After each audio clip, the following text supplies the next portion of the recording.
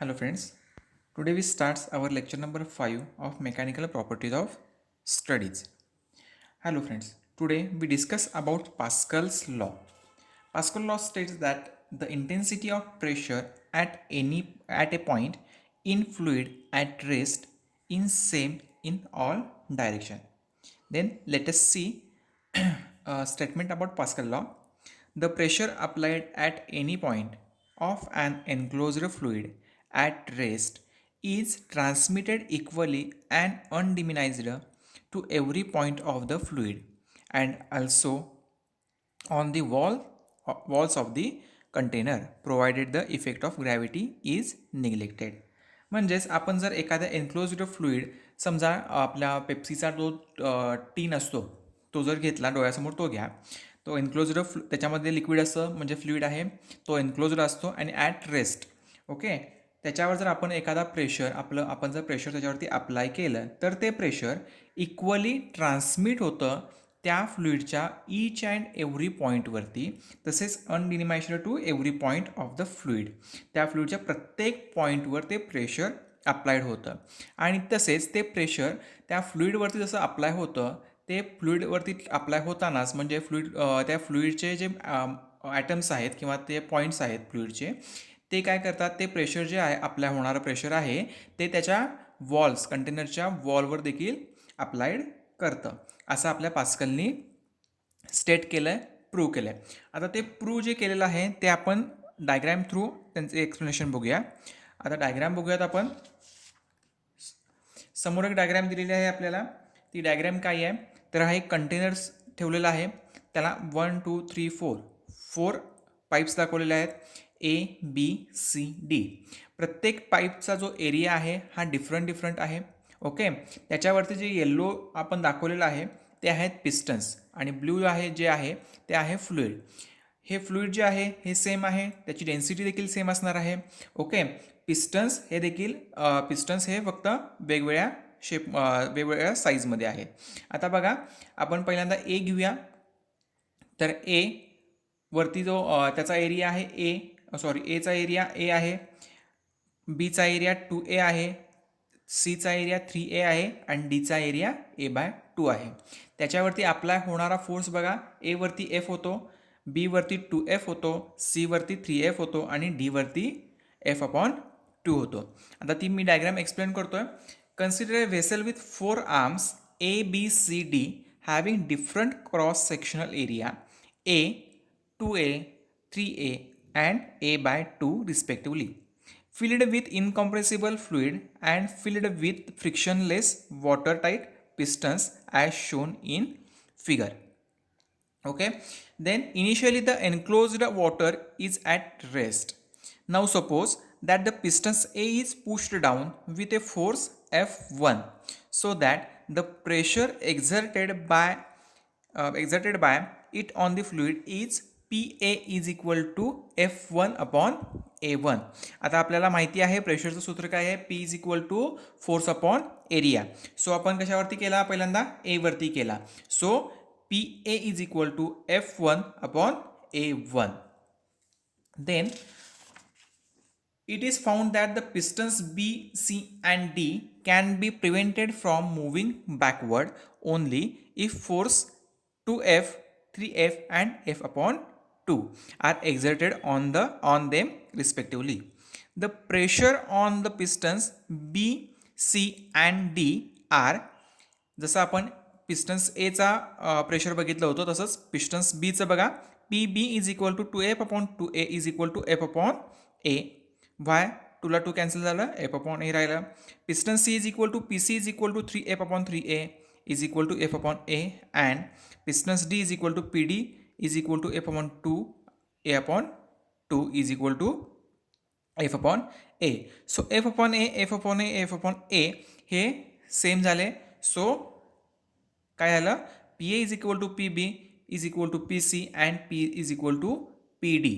This indicates that the applied pressure on A is transmitted equally and undimized to all parts of the fluid and the walls of the vessels.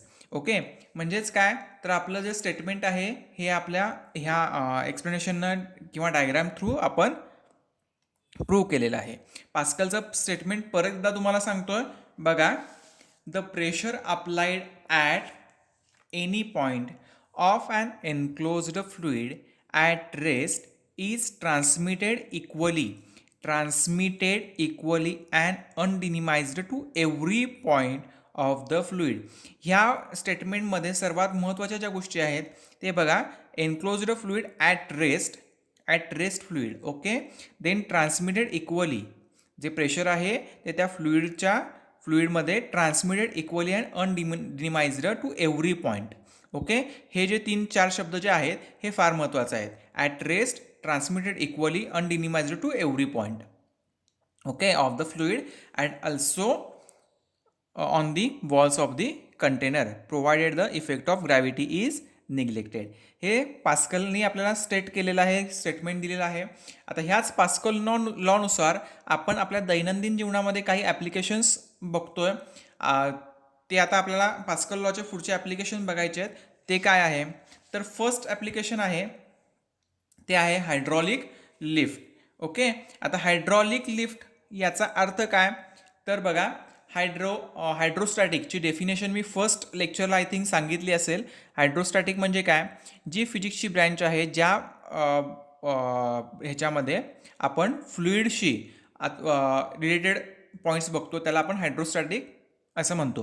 आता ह्याच्यामध्ये hydraulic lift आले, म्हणजे hydraulic म्हणजे ह्याच्यामध्ये fluid येणार आहे, lift म्हणजे तुम्हाला माहिती आहे उचलणे किंवा ढकलणे आपण म्हणू शकतो. तर आपल्याला समोर 2 डायग्राम दिसत आहेत. एक P1 मी आता समजा इथे P1 दिसतोय आणि हे P2 आहे. प्रेशर आपण म्हणू शकतो, पण आता मी P1 आणि P2 समजण्यासाठी सांगतोय. हे 2 कंटेनर आहेत. ओके, ह्या कंटेनरला जोडणारी एक इथे पाईप दाखवलेली आहे. ओके, ह्या कंटेनरवरती, दोन्ही कंटेनरवरती लाल एक पॉईंट आहे, लाल रेष आहे, ते आहेत पिस्टन्स आहेत. ह्याचा पिस्टन्स हा आहे, याचा पिस्टन्स हा आहे. ओके, ह्या कंटेनरमध्ये ह्या पाईप जी जोडलेली आहे त्या पाईपमधून जे जाणारं फ्लुइड आहे, म्हणजे ह्या दोन्ही कंटेनरमधलं जे फ्लुइड आहे हे सेम आहे. ओके, ह्या कंटेनरमध्ये वेगळं आणि ह्या कंटेनरमध्ये वेगळं असं नाही. तर ह्यातलं जे फ्लुइड आहे ते दोन्ही सेम टू सेम आहे. ओके, आता फर्स्ट कंटेनर बघा, कंटेनरमध्ये फ्लुइड आहे, त्याचा पिस्टन आहे S1, त्याच्यावरती आपण फोर्स अप्लाय केला F1. ओके, हियर त्याचा एरिया काय आहे त्या पिस्टन्सचा A1. इथं जो कंटेनर दिलेला आहे त्याचा एरिया आहे, पिस्टनचा एरिया आहे A2, पिस्टन S2, आणि फोर्स जो काय होतो अपवर्ड डायरेक्शनला जातो तो आहे F2. आता इथं मी दोन्ही फोर्स दाखवताना बघा, एक डाऊनवर्डला आणि एक अपवर्ड दाखवला आहे. का दाखवला आहे ते आता आपण बघूयात. बघा, a hydraulic lift which is used to lift or support heavy objects such as car, trucks, etc. works on the basis of Pascal's law. तर या पास्कल्स लॉनुसार, आपण आता पास्कल्स लॉ आत्ताच पाहिला होता, त्यानुसार तर हे जे आपण काय करतो, थोडासा फोर्स लावून, थोडंसं प्रेशर लावून हेवी ऑब्जेक्ट्स, ट्रक असतील, कार असतील किंवा काही इतर ऑब्जेक्ट कुठलेही असतील जे हेवी आहेत, ते कमी फोर्समध्ये त्याला अपवर्ड किंवा डाऊनवर्ड डायरेक्शनला आपण प्रेस करतो. तर हे कसं शक्य आहे, तर हे शक्य आहे पास्कल लॉच्या स्टेटमेंटनुसार अथवा त्या पास्कल लॉच्या थेअरीनुसार. तर आपण आता ह्याच्यामध्ये बघूया. A tank containing a fluid is fitted with 2 pistons S1 and S2. S1 has a smaller area of cross section A1. बघा, S1 अँड S2 हा पिस्टन आहे, याचा स्मॉलर एरिया आहे A1, याचा आहे A2. while S2 has a much larger area of cross section A2.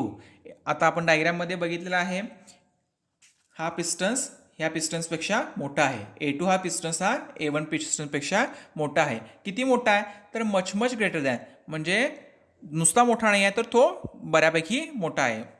Okay, then pistons S1 is used to exert a force F1 directly on the liquid.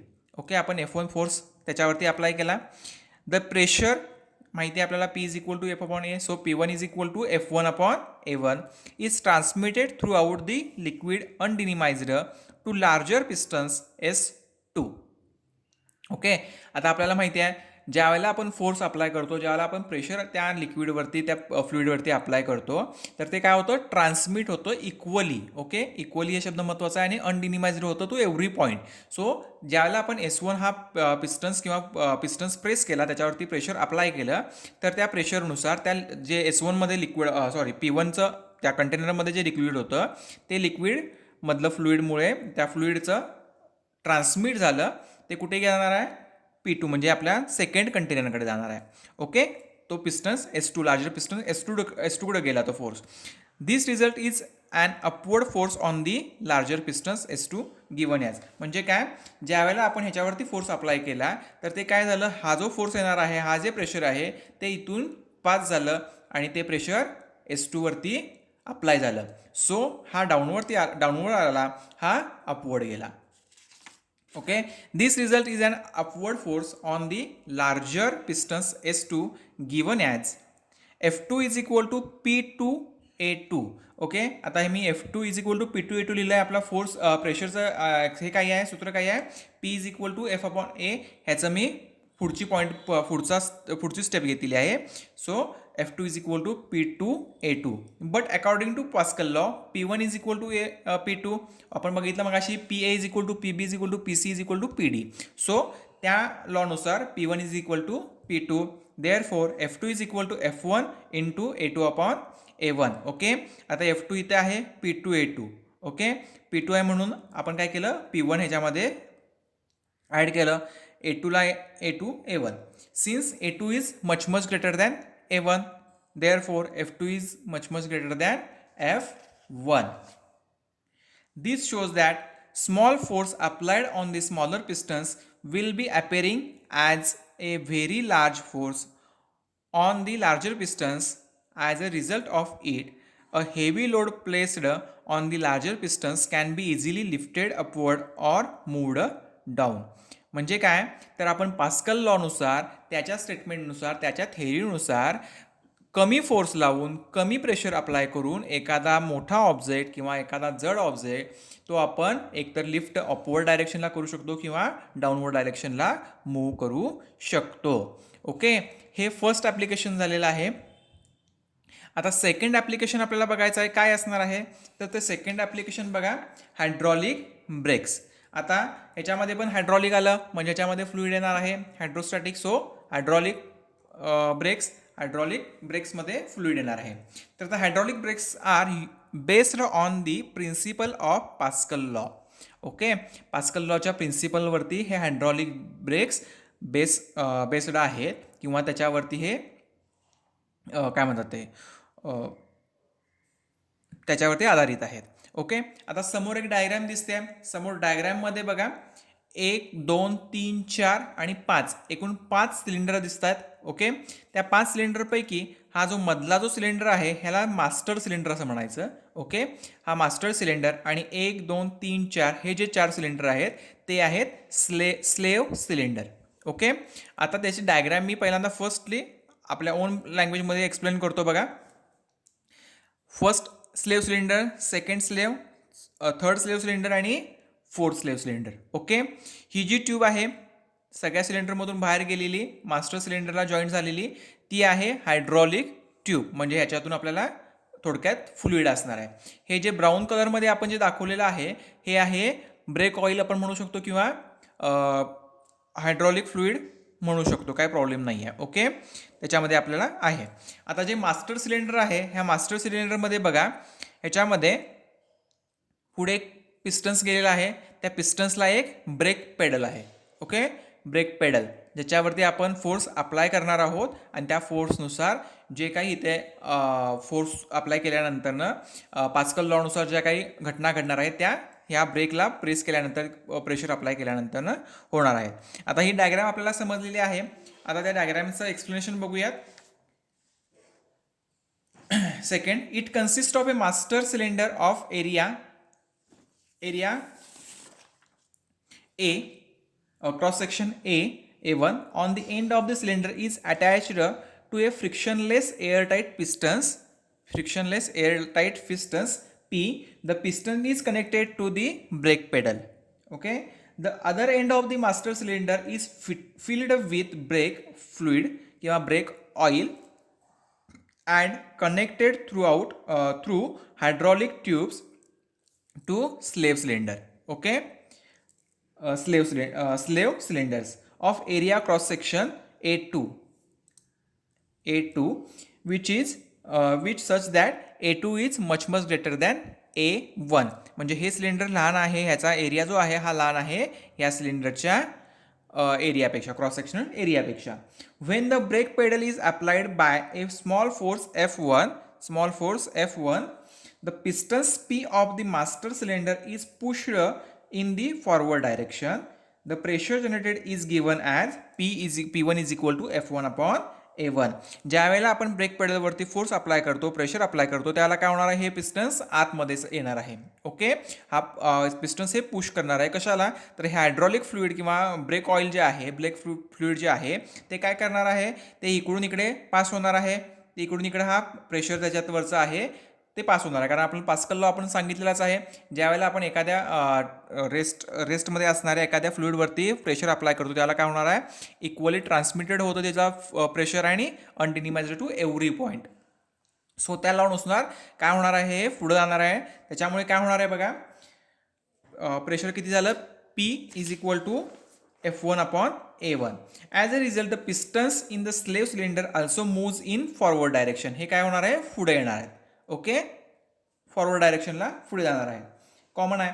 So as the maintain the volume of the oil constant, the slave piston pushes the friction pads against the rotating disc which is connected to the wheel causing the moving vehicle to stop. काय म्हणतं, मग ह्यातलं जे brake oil आहे त्याचा maintain ठेवण्यासाठी ते काय करणार आहेत, त्याला पुश करणार आहेत. त्या पुश केल्यामुळं जे आपल्या गाड्या फिरत असतात किंवा चाकं असतात त्याला ते पुश केलं जातं किंवा त्याला ते कनेक्टेड असतात. सो आपली गाडी जी आहे किंवा व्हेकल जे आहे ते त्या ठिकाणी आपलं थांबलं जातं किंवा त्याला आपण ब्रेक लावला जातो. आपण काय म्हणतो, ब्रेक लावला. आपण काय, ज्यांना गाडी मारता येत ती फोर व्हीलर माहिती आहे किंवा कुठल्याही गाडी असू दे, ज्यावेळेला आपण ब्रेक दाबतो त्याला काय होतं, गाडी थांबते. का थांबते, तर हे जे वर्किंग आहे ते आहे. मेकॅनिकली आपण गेलो की काय म्हणतात, ब्रेक ऑइल संपलेला आहे किंवा ब्रेक ऑइल खराब झालेला आहे त्यामुळे ब्रेक लागत नाही आहेत.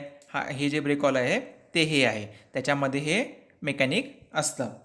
Okay, the force F2 on slave cylinder is then F2 is equal to P1 A2, F2 is equal to F1 A2 upon A1. Since A2 is much greater than A1, therefore F2 is much greater than F1. Okay, these show that a small force applied on the brake pedals gets converted into a large force which slows down or stop a moving vehicles. बघा, ह्याच्यामध्ये देखील आपण ब्रेकवरती आपण काय करतो रे, फक्त पायाने push करतो. ओके, त्याच्यावरती उभारतो, नाचतो, असं काय करतो का, नाही. म्हणजे आपण फोर्स त्याच्यावरती किती लावतो, थोडासाच लावतो. पण आपली जी गाडी आहे, जी कार आहे किंवा व्हेकल आहे ते ॲटोमॅटिकली थांबतं. त्याच्यामध्ये आपण काय केलं जातं, पास्कल लॉच्या मेकॅनिक्सनुसार आपण त्याच्यामध्ये ती सिस्टीम असते, त्यामुळे ते पास्कल लॉ तिथे अप्लाय होतो आणि गाडी ही थांबली जाते. ओके, आता ह्या ज्या मी मगाशी दाखवलेल्या नोट्स आहेत, ह्या नोट्स ज्या वेळेला आपल्याला एक्झाममध्ये क्वेश्चन येतील त्यावेळेला त्या लिहायच्या आहेत. आता हा फर्स्ट पार्ट काय आला, हा फर्स्ट पॉईंट डायग्रॅम, देन हा second point, then third. Okay, आज आपण काय काय बघितलं, मेन म्हणजे पास्कल लॉचं स्टेटमेंट काय आहे, पास्कल लॉचं डायग्रॅमनुसार आपण प्रूव्ह केलं, ते कसं आहे, कुठल्या पद्धतीनं प्रूव्ह होतो तो बघितला आहे. त्याच्यानुसार काय बघितलं, PA is equal to PB is equal to PC is equal to PD. तो पास्कल लॉचे ॲप्लिकेशन्स काय आहेत, हायड्रॉलिक लिफ्ट आणि हायड्रॉलिक ब्रेक्स. हायड्रॉलिक लिफ्टमध्ये कसा अप्लाय झाला आणि हायड्रॉलिक ब्रेकमध्ये कसा अप्लाय झाला, हे आज आपण 3 गोष्टी बघितलेल्या आहेत. ह्या गोष्टी तुम्ही व्यवस्थित वाचा, एकदा दोनदा लिहून काढा आणि तो अभ्यास व्यवस्थित करा. पुढच्या लेक्चरला आपण ह्याच्या पुढचा पार्ट बघूया. Okay, good day, thank you.